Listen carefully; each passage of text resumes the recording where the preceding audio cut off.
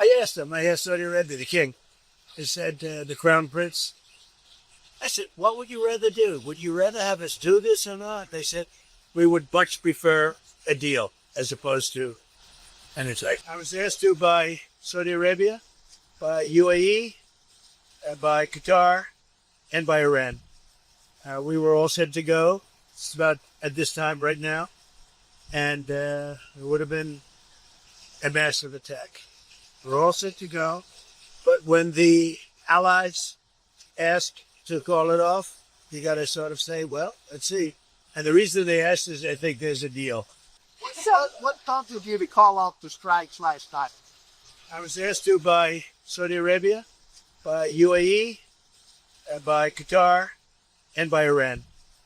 We were all set to go. It's about at this time right now.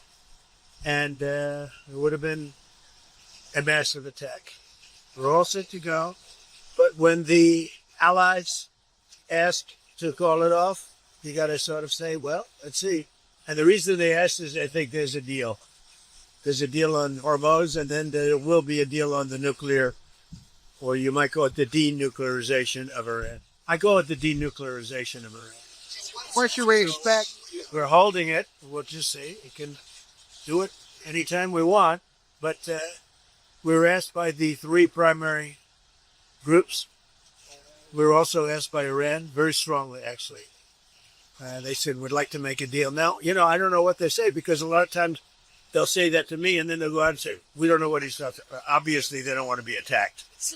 And they knew the extent of the attack because they saw it forming. What happens now? Well, now what we're doing is we're talking to them in the form of a negotiation. It begins tomorrow afternoon, and we'll see it at show. I'd love to do that, save a lot of lives, save a lot of unnecessary power, to be honest with you. It would take many, many years to ever build it back. If it could, I don't think it would be even buildable back.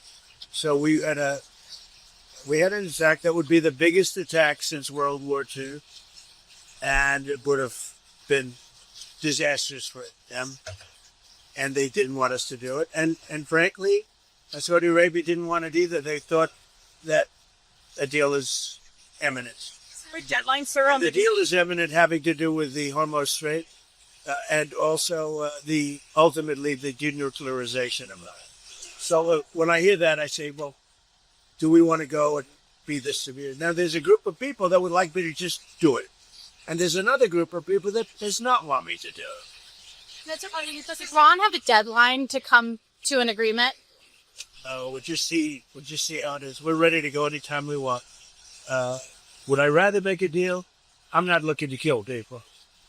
Those people die, a lot of people die, and we don't want that.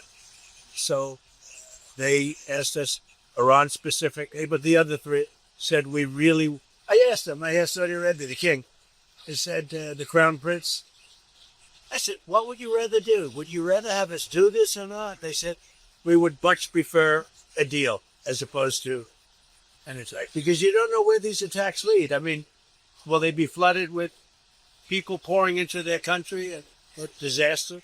A lot of bad things can happen. Yeah. Sir, there's a report that you're moving U.S. troops out of Bahrain and Kuwait. Are troops being moved out of the Middle East? Mr. President, why is the U.S. intervening to support the Japan yen at this time, to support the Japanese currency? Because we have a good relationship with Japan. We're very strong, very, very strong financially. They have a weakening yen, and they wanted a little bit of help. And we're always there for Japan. Japan's been very good to us, with the exception, of course, of Pearl Harbor. Mr. President, what is the U.S. getting out of that arrangement? Financial benefit. Financial benefit. It's also good for the world economy.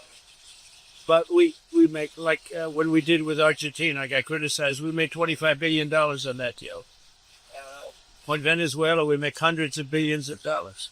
I make good deals. Intel, I made $75 billion for the country. I didn't make for me, I made for the country. Intel. I backed Intel. It's the hottest stock right now on the New York stock, on the various stock exchanges. So we made about $75 to $80 billion.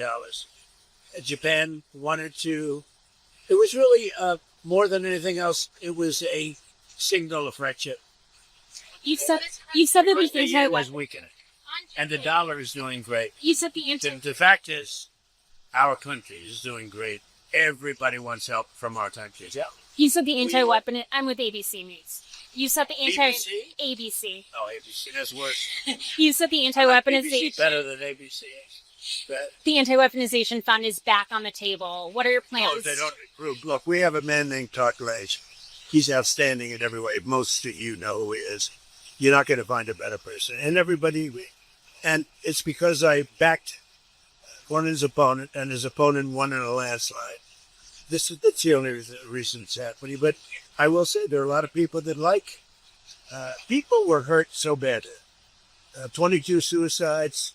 They were destroyed. Their families were destroyed for doing things that honestly has never been an attack on any group of people in this country, in my opinion. Maybe there's one group that was attacked violently and viciously, like these people were attacked. And this would be a reimbursement for the pain that they suffered. A lot of people like it. If they don't approve Todd, I put it back on the table. A lot of people like it. A lot of big supporters of Trump like it. Mr. President, there's been some domestic abuse allegations against Congressman Max Miller. Do you think he should resign? Well, I'm going to look at it. I mean, so far it's accusations. I'll be looking at it then.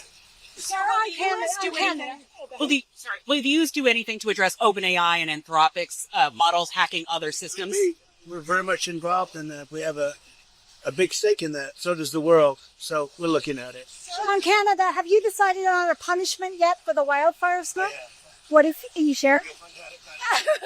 Back on Iran, were you prepared to hit energy targets? I don't want to say that. Okay. I can't say that. It was going to be a massive attack. It was going to be an attack that would have been by far the biggest attack since World War II. But they've asked us not to do it. They said, please don't do it. And their neighbors said that too.